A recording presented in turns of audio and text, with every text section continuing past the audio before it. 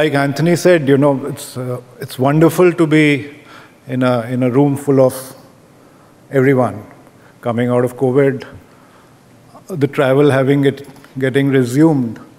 And particularly for me, it's wonderful to come across familiar faces, coming from mostly in the technology function in India. I ran across some of the people that I have known in the past. Felt very happy to have seen them and looking forward perhaps to meet them more during the break which is lined ahead of this.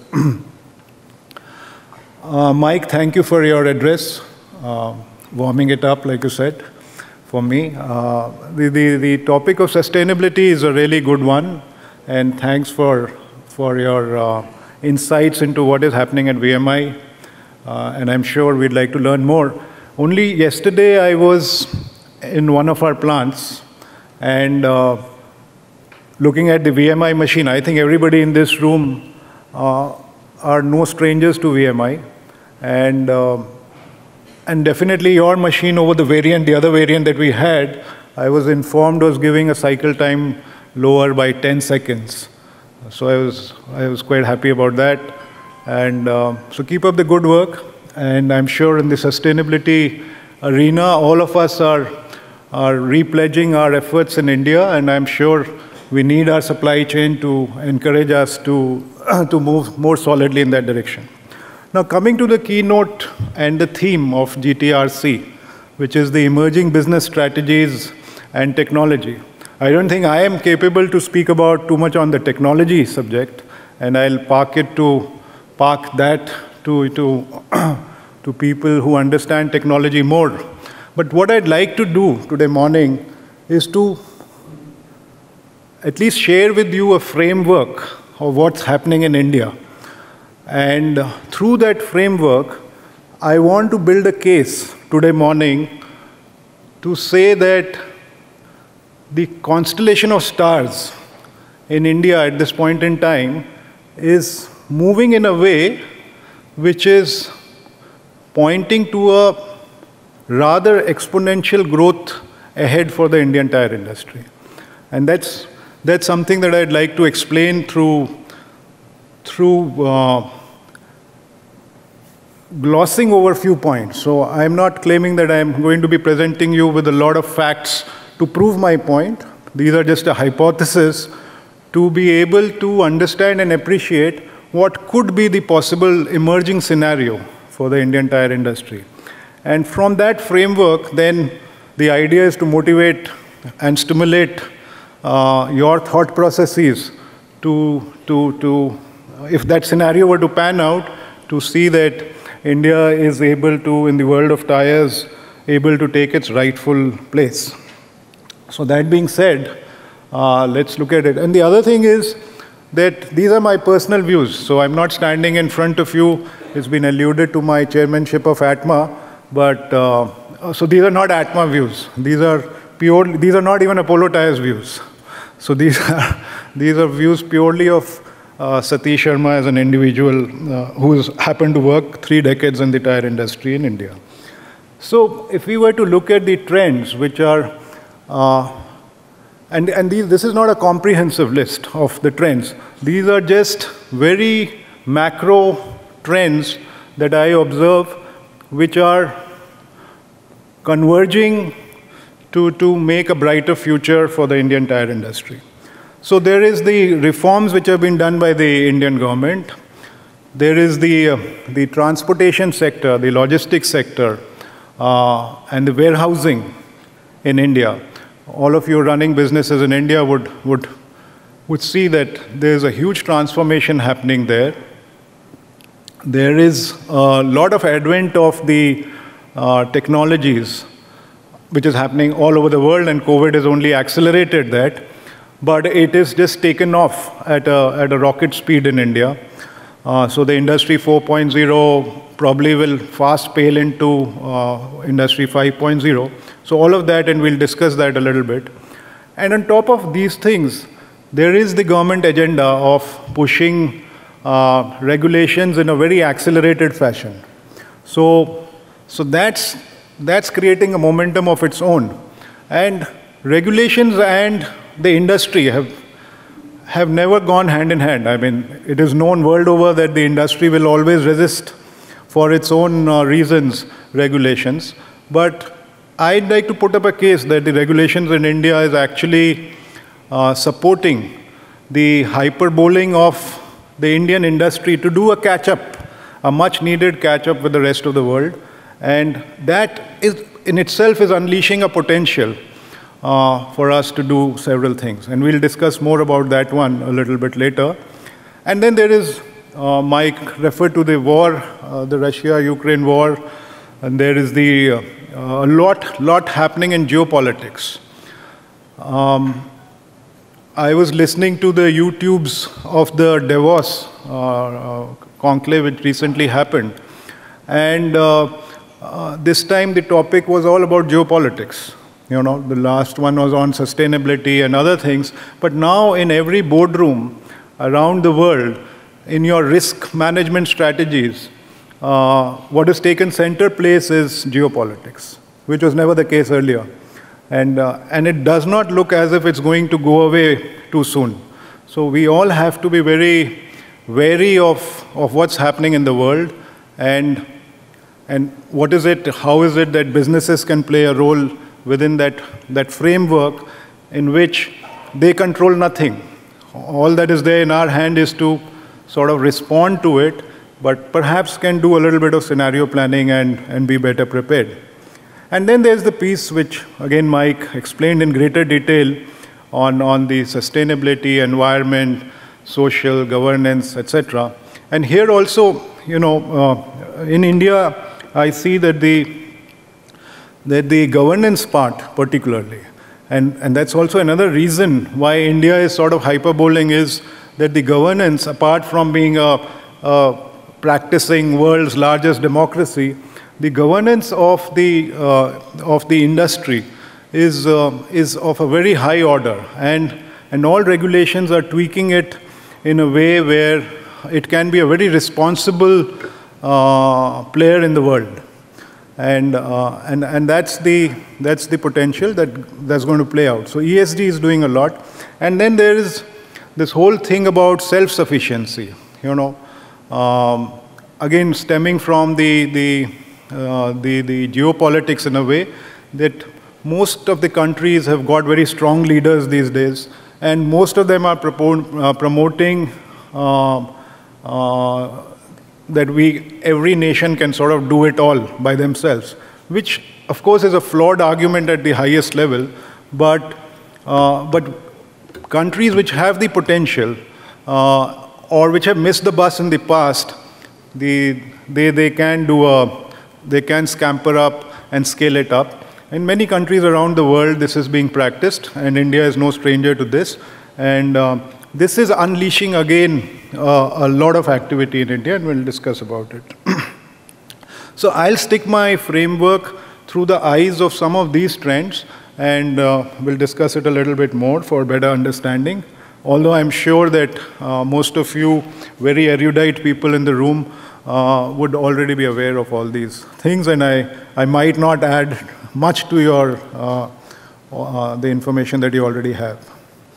Yeah, but let's look at the reforms.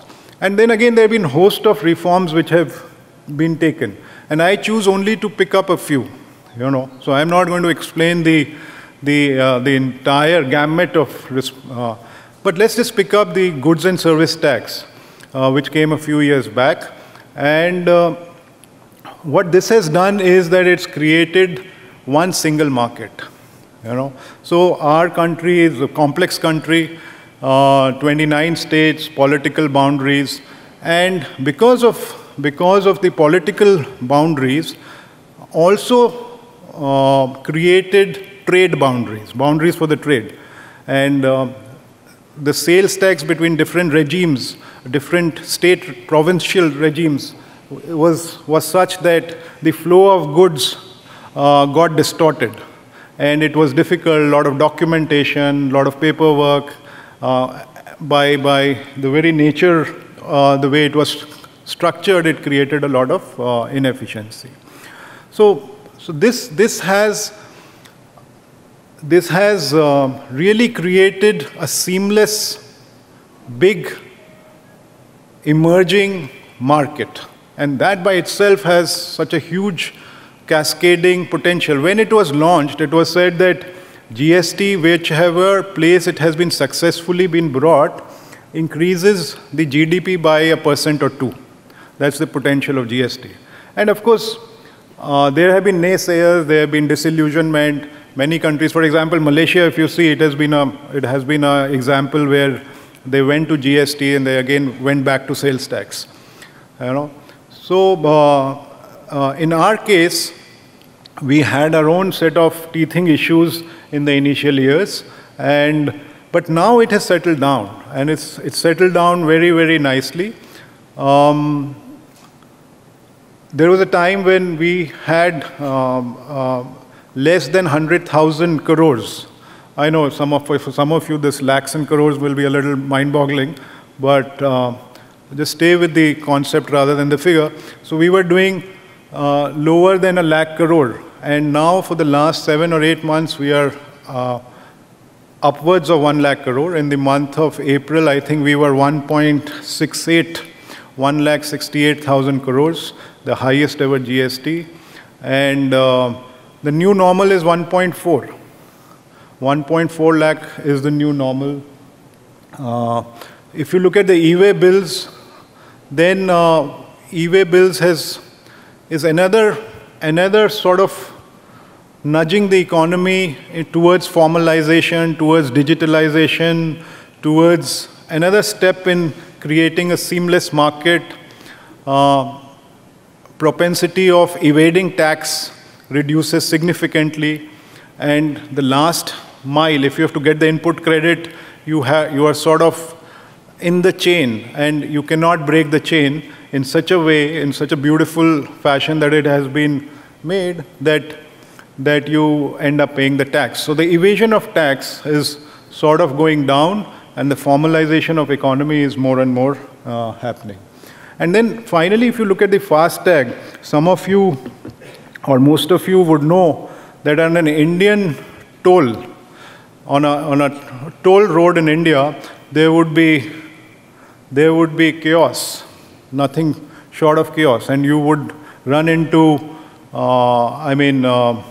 it would take 30 minutes, 40 minutes to cross and now you have the FASTag system, which is improving year on year, and now I can say even my trips to our plants in the last 2 days, wherever I cross the FASTag, it's a matter of minutes. Of course, it can get better. It can get better, and the new generation sensors, etc. I was speaking to an infrastructure company, and they were informing me that where the sensors are put, if a truck comes, it reads at a certain angle. If a car comes, it reads. So sometimes it's not working that well, but it's improving. And the next generation of sensors will be probably you don't even have a boom barrier. You just cross like you do in Singapore, and you will just get debited. So as we get habituated towards paying, and the next question I asked was that, I still see the same number of people manning these FASTag booths, because it's supposed to reduce the number of people, but that's not happened. So the information, the facts on that is that 35% reduction has happened. The 65 they still need, because there are still people who want to pay cash, still want to evade, still somehow. So all that habit forming takes a little bit more time.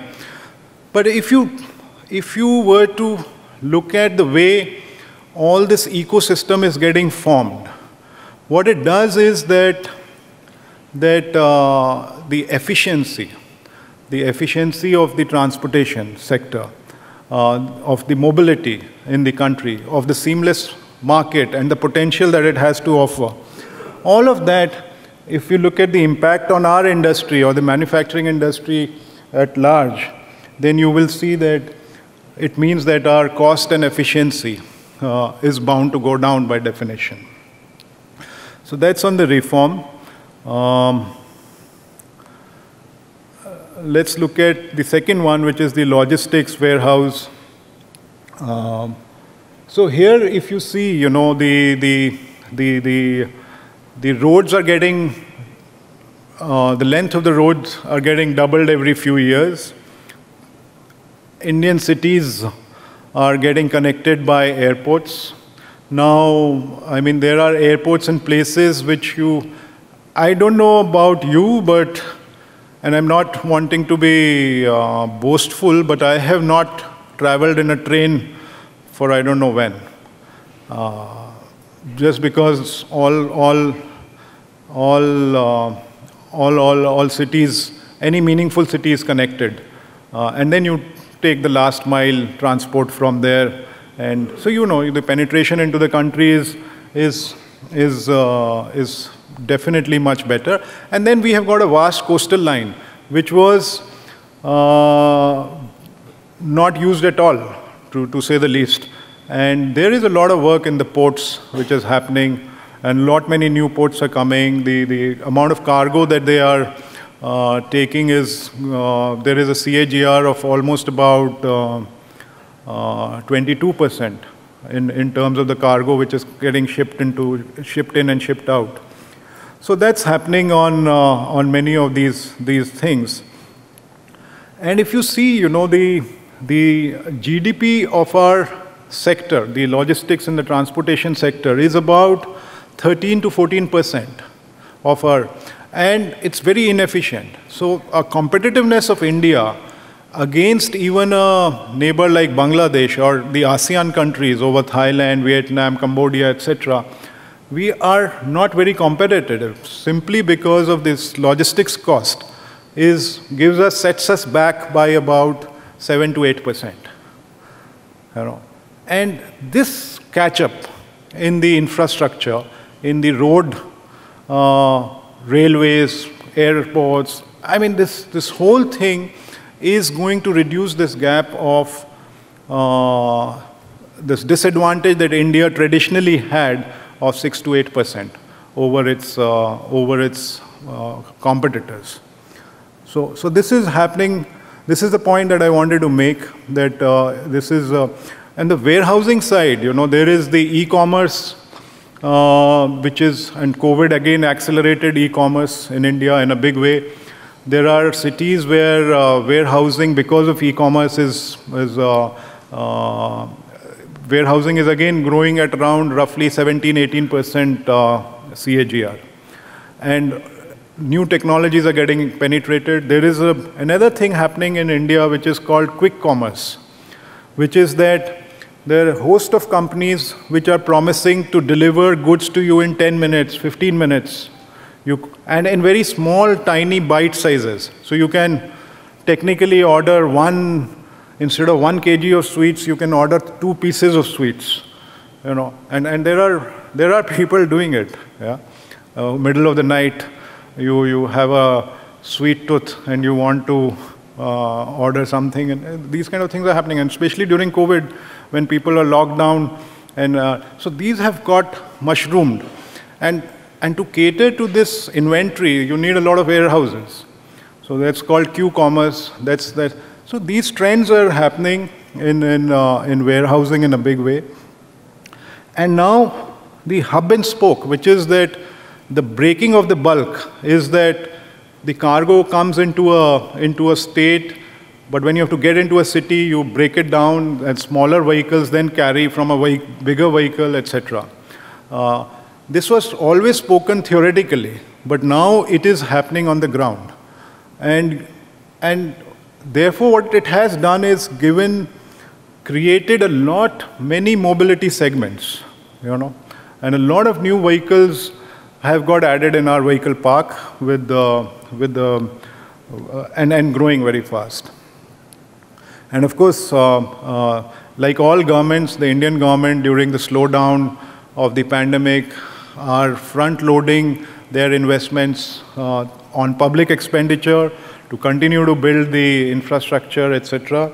And that's shoring up the economy. Indian economy, by the way, as all of you perhaps already know, is growing the fastest in the world. And it's, the point is whether it can sustain that growth. And if it sustains that growth of 8 to 10% for our next 2 decades, then you know, I mean, the first milestone is, of course, the $5 trillion economy, which should happen. Government wanted it to happen by 2025, but if we add a couple of years, I think by 27, it's quite a possibility that you will reach there, provided you grow at a rate of 7 to 9% annually. So the point or the impact on the tire industry that I was trying to make was that this creation of new segments, the new segments, for example, the intermediate commercial vehicles. For example, the pickups, the way you see in Thailand market. Thailand is a very big pickup market where the agrarian produce is brought to the cities. That's beginning to grow in India in a big way, which was not the case a few years back. Or there is a 0.5 ton small commercial vehicle, which is perhaps the largest in the world. We are already the largest two-wheeler manufacturers. We are already the largest tractor manufacturers. We are the number 4 car manufacturer in the world. We are the number 5 commercial vehicles in the world. And all these positions are going to get better and better. So this is giving rise to the revolution in mobility, not just by peddling the same products which were there a few decades back or even the last decade back, but product technology has improved to such a nice way that it's created many of these new mobility segments, and which has permanently changing the complexion of the vehicle park in India.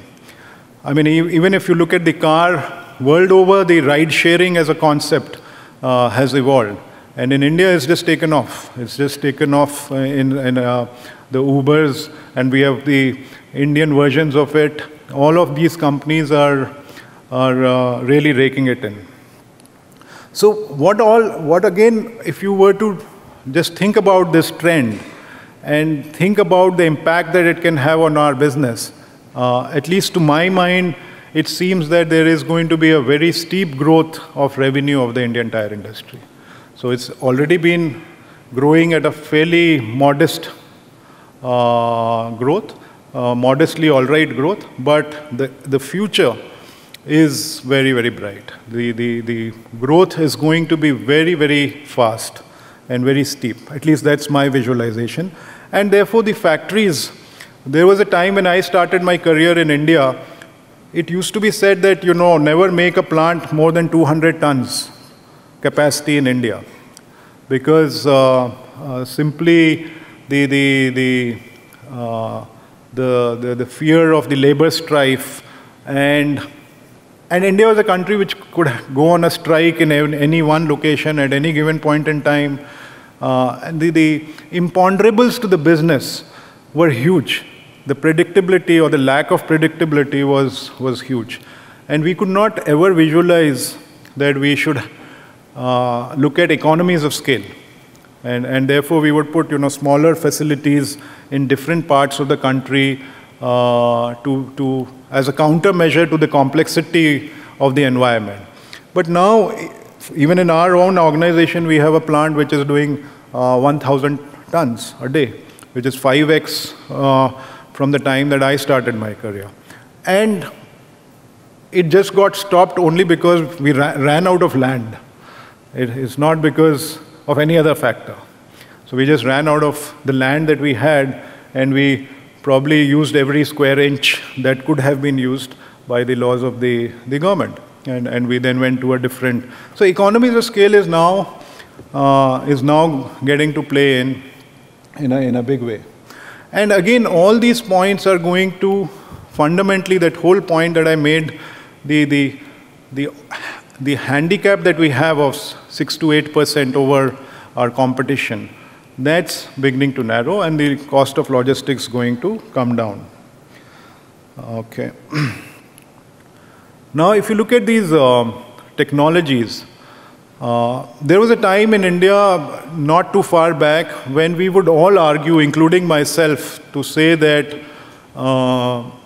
automation in India, because of the cost of labor, the cost arbitrage is just not there. And where is the case to bring automation?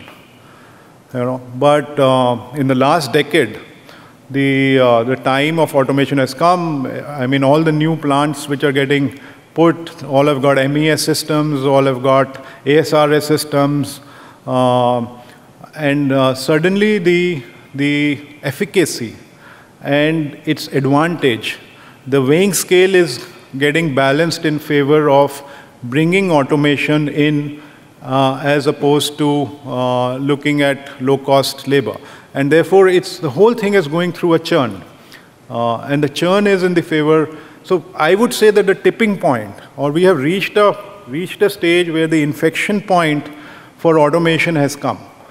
And therefore, from here, if last decade saw a certain seeding in of automation, the decade ahead is going to see a revolutionary change. It's going to be so fast that we cannot imagine. It is going to be amazingly fast. And today, when you do Kaizens or you look at a quality circle in your plant, everybody is just talking about automation. Gone are the days where you would, even if you have to look at quality parameters, you will see where is the data and can I get it online, real-time basis, how do I capture my customer feedback and do whatever. So all the variables of managing a business are undergoing a change. And my argument to that is that it will unleash a new era of productivity.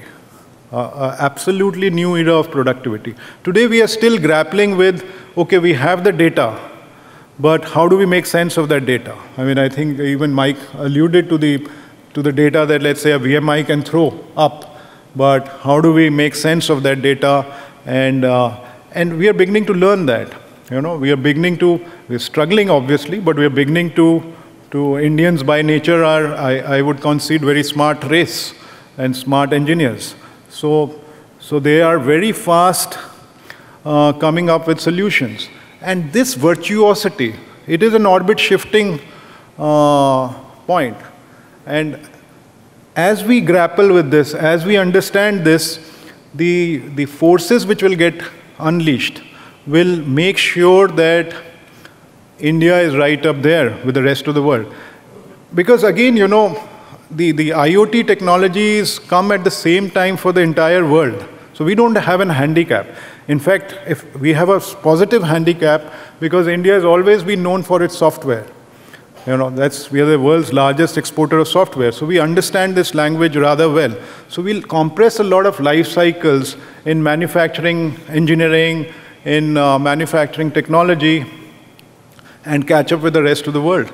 And I would say, in my experience, that the Indian technology, quite honestly, is the best in the world as far as tires are concerned. When we can make tires for very abusive conditions, truck radials, for instance, in India, has been proven that the local players could bring out a product which could match with the best, or in fact do better than the best. And as these things get added onto a repertoire, then it's only going to improve further. And today when we are going across the world, we are seeing that Indian tires made in India are nowhere lesser to the best in the world. So the distinction with India is that the Indian quality is not what China did, which was dumping tires across the world and spoil their name on quality. So even if they now do a perception change, etc., it's very difficult to, because the name, it has been set. They have been branded as low quality. So even the good quality guy is looked upon with, whereas India is going about it in a very different way. And this gap or vacuum which has got created in the global world market of tires, I would argue that the Indian tires manufacturing has a big role to play to take its seat in the world order of, and we have to do a lot of work on the brand side and marketing our country, etc. But the potential for that case is strongly very much there. Like I said, the government is doing its part. The regulations, just excuse me, I'll take one.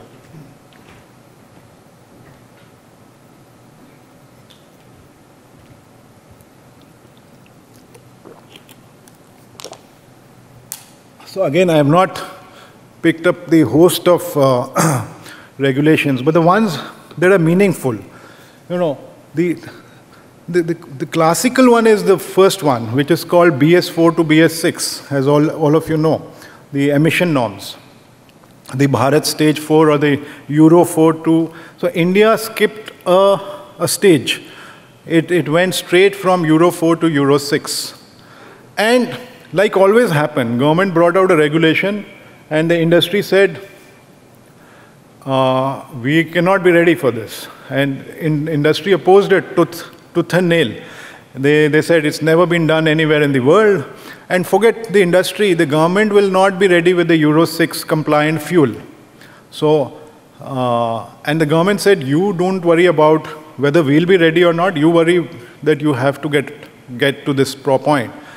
And government brought out the fuel in time, in record time.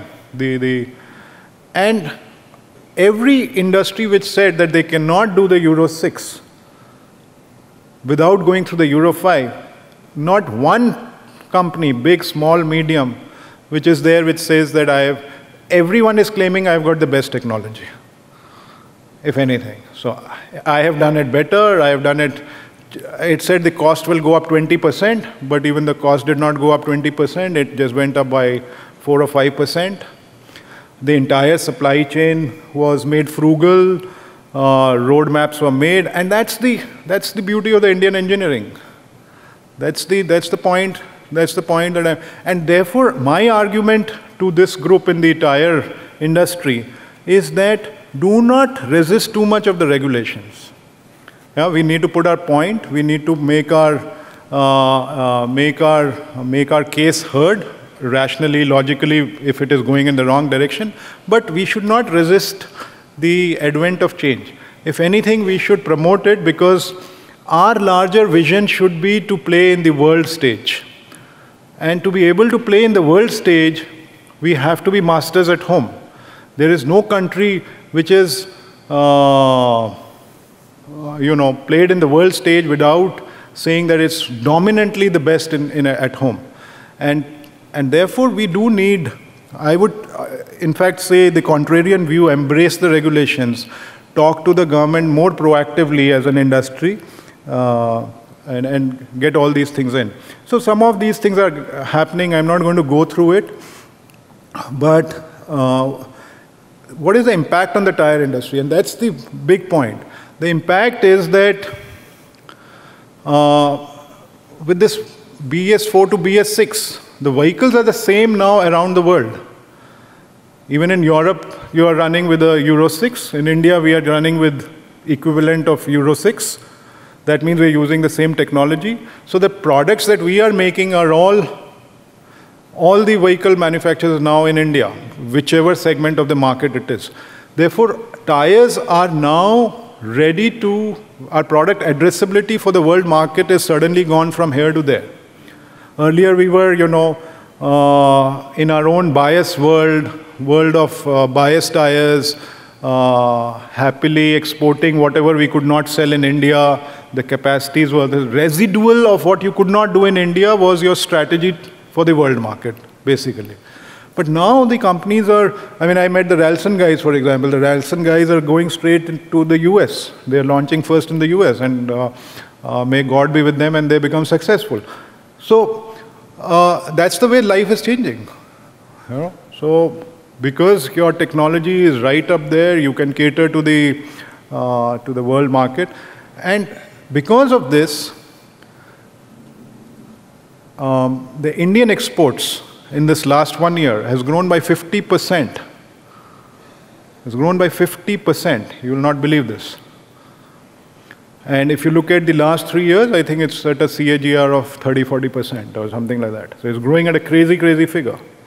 And I'm sure when you look deep within your companies, you will find that the management is talking about more and more I want to export to US, I want to export to Europe, I want to do this, that, and the other.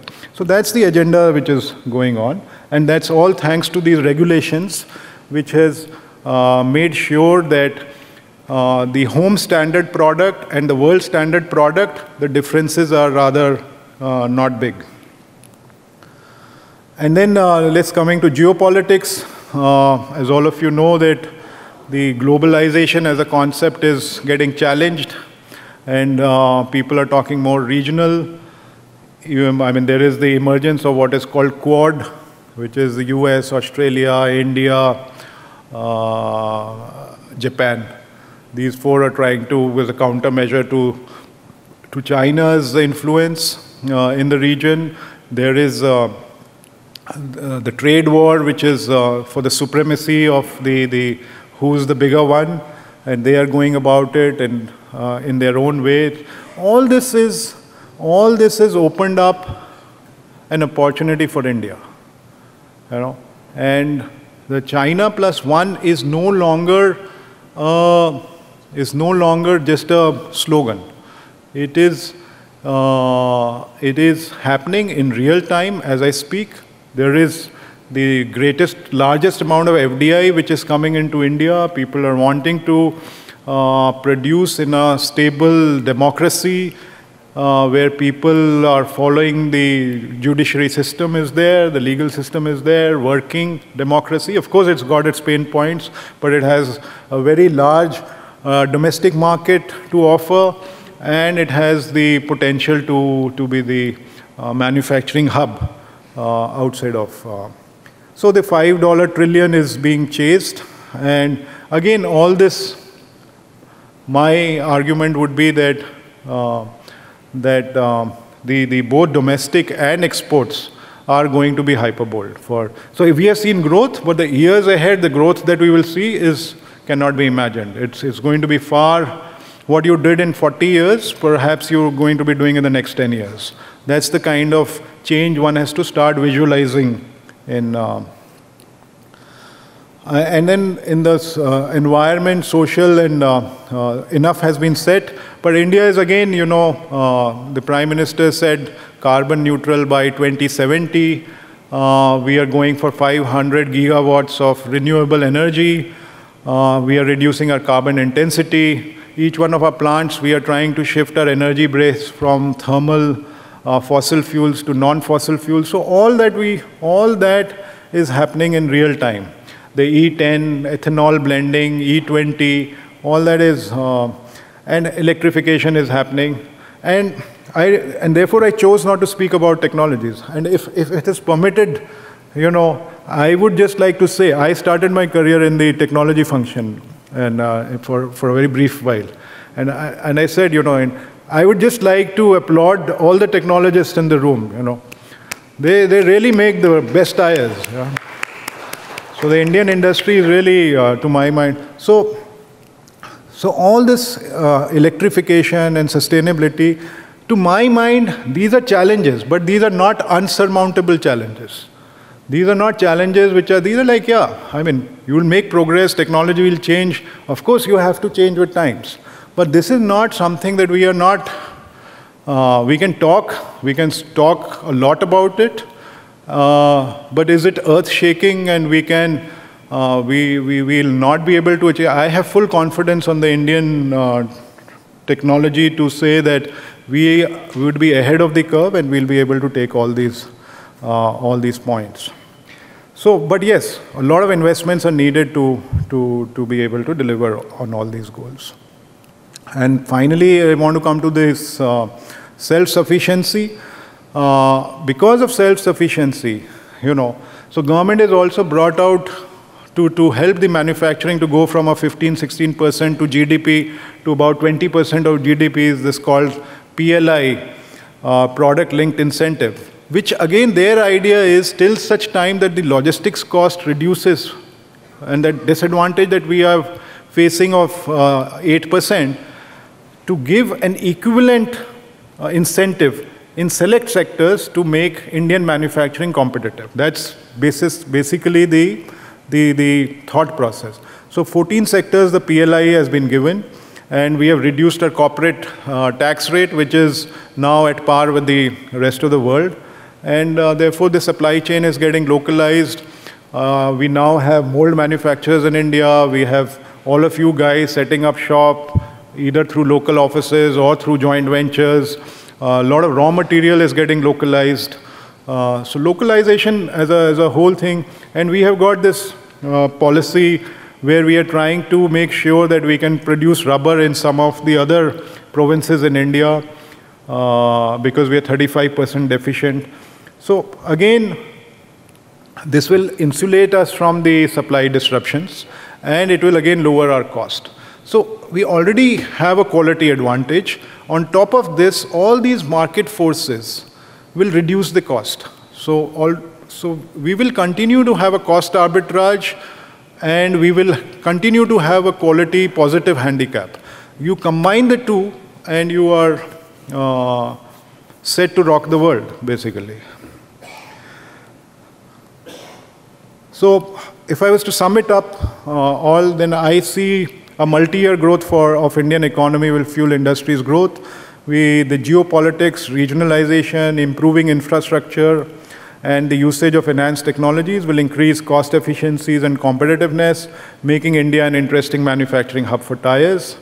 And convergence of vehicle technology, impact of regulations, good track on sustainability will ensure product addressability for many world markets. And to do all this, we would need to augment our capacities. We would have to invest in automation to deliver higher productivity and efficiency. We would need to onboard new capability and new skills.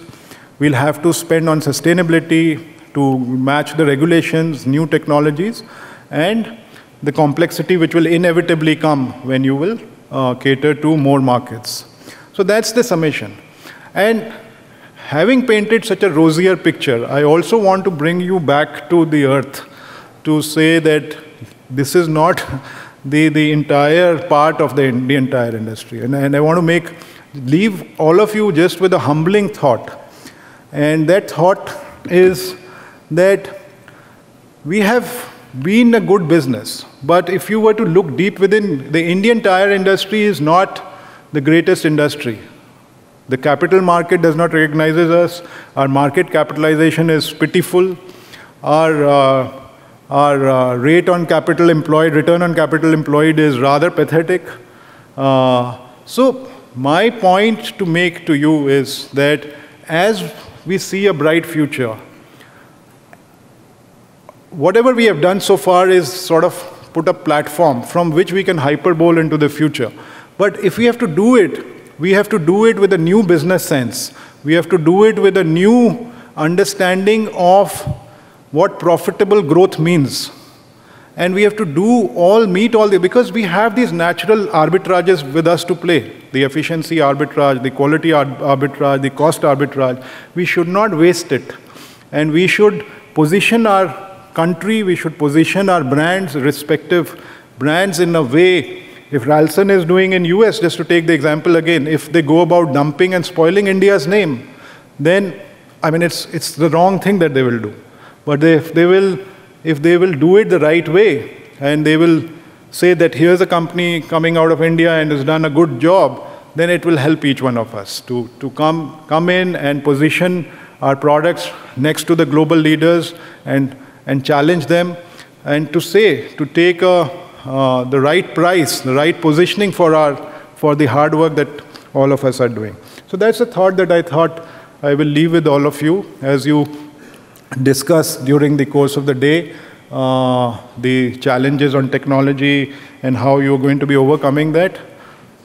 That's it. Thank you. Thanks for your patient listening.